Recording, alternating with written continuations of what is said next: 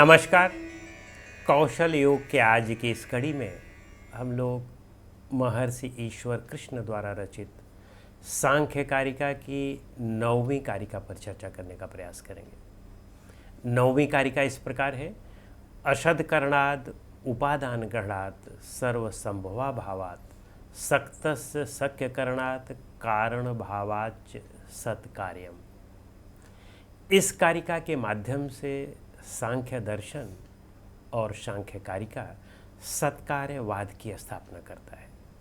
सत्कार्यवाद का मतलब है कारण कार्यवाद। सत्कार्यवाद का मतलब है कि कार्य की सत्ता है और कार्य सत है, और सत जो है वह सत से ही उत्पन्न होता है। यानी कि कॉजेलिटी का जो सिद्धांत है वह सांख्य दर्शन द्वारा दिया गया सबसे पहला सिद्धांत है, और इसी सिद्धांत को लेकर के महात्मा बुद्ध ने प्रतीत्य समुत्पाद की स्थापना की। उन्होंने भी कहा कि कारण कार्य की सिग्निफिकेंस को स्वीकार किया और सभी भारतीय दर्शनों ने स्वीकार किया, लेकिन थोड़ा सा उनमें कुछ मतभेद हो जाता है, उसकी हम लोग अभी चर्चा करते हैं।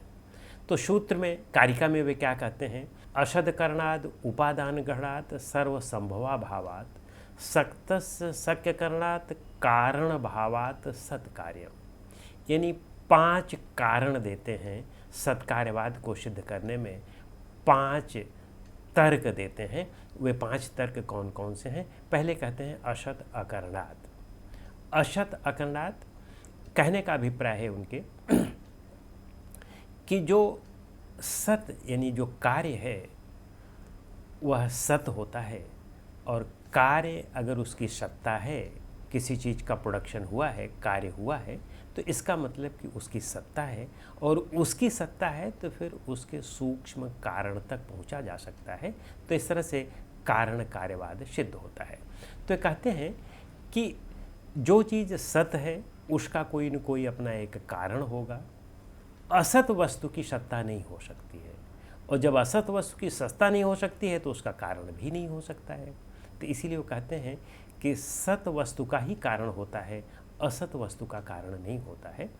और अगर असत वस्तु जो है वह कारण होती, तो असत वस्तु भी अगर कारण होती तो उससे कुछ न कुछ माने कोई न कोई भी कार्य पैदा किया जा सकता है। जैसे उदाहरण के रूप में हम लेते हैं, आप देखें कि तेल जो है वह तिलहन से या सरसों या तिल आदि से ही पैदा होता है। तेल हम रेत से नहीं पैदा कर सकते हैं, तेल हम मिट्टी से भी नहीं पैदा कर सकते हैं। यानी तेल हर चीज़ों से नहीं पैदा हो सकता है, वह मुख्य कारण तिलहन से ही पैदा हो सकता है। तो तेल रूपी जो कार्य है वह सत है, और उस सत रूपी कार्य के लिए एक सत कारण की आवश्यकता होती है।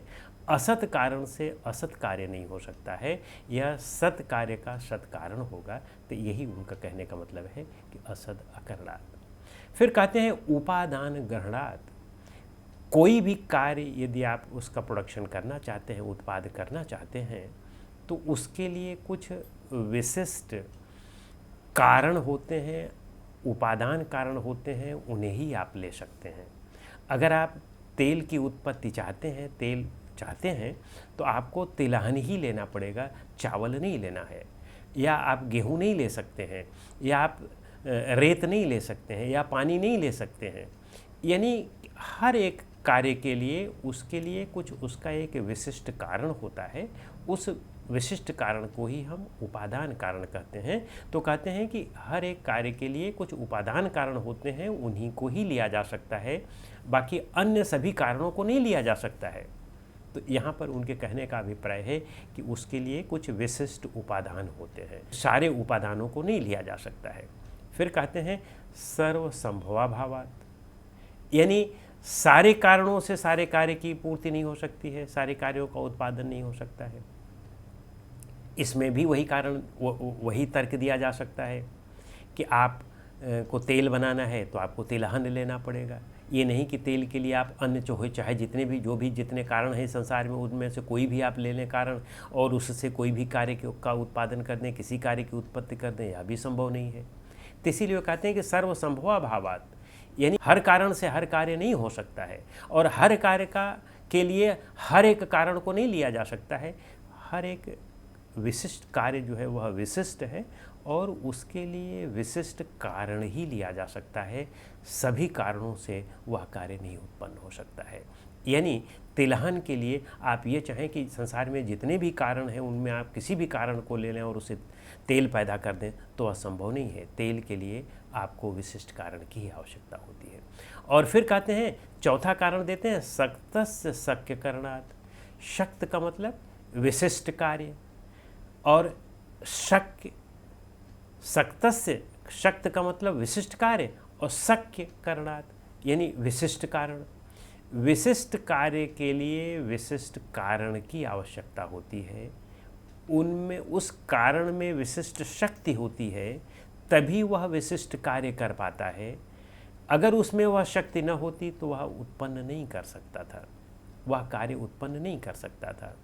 जैसे उदाहरण लें आप कि तिलहन में ही तेल होता है, उसमें तिलहन में वह शक्ति है तेल को उत्पन्न करने की, तभी उसने वह कार्य उत्पन्न किया। अगर उसमें वह शक्ति न होती तो वह नहीं उत्पन्न कर सकता है। या आप अन्य किसी भी कारण को ले लें, जैसे मिट्टी है, मिट्टी में तो वह शक्ति नहीं है तेल पैदा करने की, तो मिट्टी कैसे तेल पैदा कर सकता है? तो मिट्टी वह शक्तिशाली कारण नहीं है।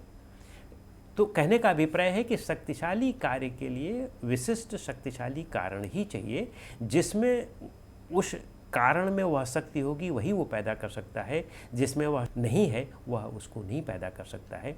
यह मतलब हुआ शक्तस्य शक्य करणात्। फिर कारण भावात् च सत्कार्यम, मतलब च का मतलब तथा, फिर कारण भावात्, यानी वो कहते हैं कि कारण भावात् यानी कारण की सत्ता है, इससे कार्य की सत्ता अपने आप सिद्ध हो जाती है।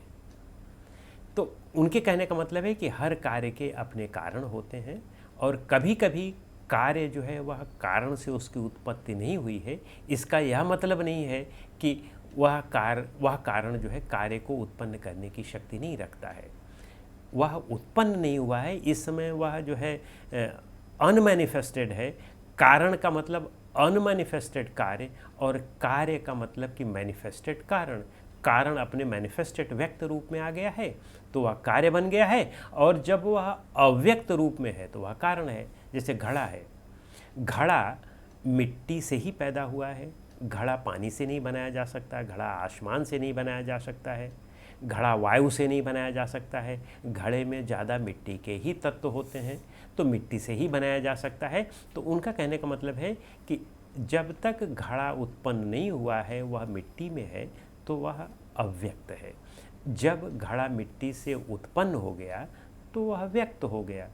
तो व्यक्त और अव्यक्त का संबंध है कारण और कार्य में, बाकी दोनों एक ही है। दूसरे अध्याय के 16वें श्लोक में कहते हैं कि ना सतो विद्यते भाव, जिसका जो असत है उसका भाव नहीं हो सकता है और जो सत है उसका अभाव नहीं हो सकता है।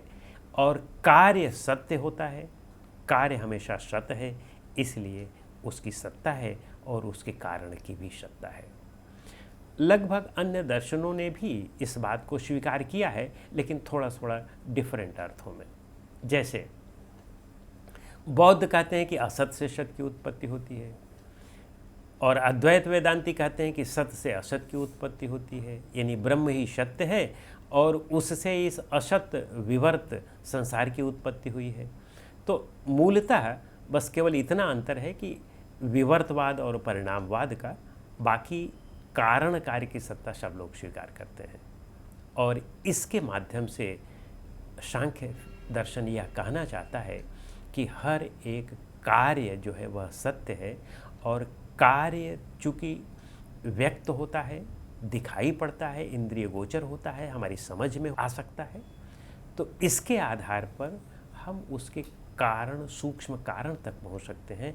भले ही सूक्ष्म कारण इंद्रिय गोचर नहीं है, लेकिन कार्य के आधार पर हम कारण तक पहुंच सकते हैं।